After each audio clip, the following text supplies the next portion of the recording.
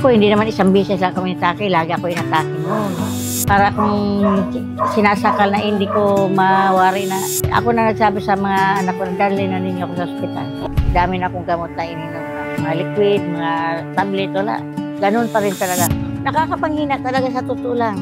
Naninikip lalo ang sabi ko, ayoko na sa gamot na to. Sabi ko, pag nagpa-opera ako, ng tanggulay ako, nakahiga lang ko lagi. May biro mahingan ako ng 150,000. So sabi ko, saan ako kukuha? Saan kukuha ang pamilya ko nito? Sabi ko, tingnan ko, subukan ko muna itong 15-in-1 dragon fruit na kape. Mula noon talaga, sabi ko, ay salamat Lord, hindi na ako bibili ng gamot na kung ano-ano pa man. Iisa na lang ang gamot ko, ito na lang. Ang palayaw ko is Ninit. Ayanita Isiha. Ang edad ko po ay 59. Nakatira po ako sa Peace 9, Package 6, Block 1, Lot 10. Bagong Silang, Caloocan City. Sa pang-araw-araw ko na trabaho, dito sa Padre Pio Civil School, kami po ang caretaker, naglilinis sa gwalis, naglalaba, asikaso sa mga apo, gano'n. Ako, hindi naman isang beses lang kami inatake, lagi ako inatake noon. Para kung sinasakal na hindi ko mawari na, hirap ako huminga. Ako na nagsabi sa mga anak ko na dalhin na ninyo ako sa ospital. Tuwing umaga, nandyan ako sa kusina nagluluto ng mga pagkain, pagkain ng mga amo ko, pagkain ng mga trabahador, gano'n. Pag umubo na ako ng umubo yan, babangon na yan sila. Sabi ko, nanay, bakit gano'n ang umubo? Sabi ko, hindi ko nga po alam eh. Dami na akong gamot na ininom na mga, sa mga liquid, mga tablet, wala. Ganun pa rin talaga. Dinala nila ako sa hospital nila ng amo ko. Yun na, may yung enlargement ang puso ko. May baraang ugat sa puso. Sabi ko, ganun ba po? Ayan, gusto nila ako operahan, ayaw ko mag-opera. Sabi ko, pag nagpa-opera ako, lang tanggulay ako, nakahiga lang ako lagi.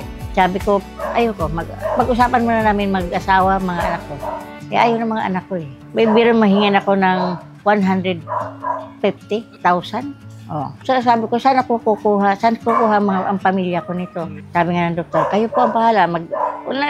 Pumirma ako sa nila. Sabi ko, imbis na mabubuhay pa ko, hindi na. Kasi nakahiga na lang ako, hindi na ako mapakinabangan, hindi na ako nakakilos. May Diyos ako, Diyos ang magpapaano sa akin.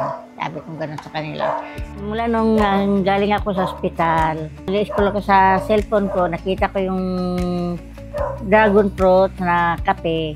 Sabi ko, tingnan ko, subukan ko muna itong 15-in-1 dragon fruit na kape. Sa bibili ako ng gamot, nandun na lahat ang gamot ko sa kape na yan. May epekto naman yung unang tiko na naubos siya isang kahon. Umaga, gabi ang inom ko. Sabi ko, yan lang ang iinom ko lagi na. Wala na yung kape na binibili niyo sa akin. Wala na yan. Sabi ko, ito na lang ako ang nag-iisang kape ko.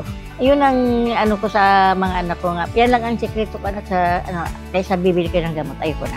Mula noon, talaga, sabi ko, ay salamat Lord, hindi na ako bibili ng gamot na kung ano-ano pa man. Iisa na lang ang gamot ko, ito na lang. Kasi pag nabili ako ng gamot, nabibingi ako. Parang naninikip lalo ang sabi ko, ayoko na sa gamot na to. Kasi ang gamot ko is walong klase. Ang lalaki pa, nakakapanghina talaga sa totoo lang. Sabi nga ng mga anak ko, huwag ka naman magsayam ng husto kay yung puso mo. Sabi ko, mas masaya ako sa iniinom ko ngayon. Ano ba iniinom mo? Yung dragon fruit, sabi ko, yung kape. Mama, di bawal? Sabi ng doktor, bawal lang. Hindi bawal sa akin itong kape. Nakita mo na malusog na ako ba? Nawala ang hingal ko, nawala yung mas kalmado pang puso ko sa kape. Sa gamot, andyan pa yung ang sakit ihinga mo. Pero itong kape na to, hindi ko na ito pakakawalan. Yung ko sa mga tao, sabi ko, bago nyo husgahan yung iniinom ko, tikman nyo muna. Lahat ng 15-in-1 dragon fruit na kape, nandyan yan. Basahin nyo muna sa karton, sabi ko sa kanila, tikman nyo muna. Kung isang bisis ka lang iinom, hindi talaga apekto yan. Kung lagi-lagi mo inumin yan, baka sabihin mo, bumili ka na ng 10 kahon yan. Hindi yan biro, hindi yan kundi nakikita naman ninyo sa kape pag nyo. Lasang herbal talaga ang kape. Sa mga taong nang humusga sa akin sa iniinom kong kape, subukan ninyo. Kasi ang 15 in 1 dragon fruit na kape, may isang kape to na dragon fruit, mangosteen, stevia, malunggay, marami pang iba. Huwag kayong mag-atubili, hindi kayo bibili. Dahil itong kape na to ang nagpalakas sa akin. Ang resistensya ko at yung kalakasan. Pinaka-the best ito talaga sa buhay ko. Salamat, 15 in 1 dragon fruit na kape.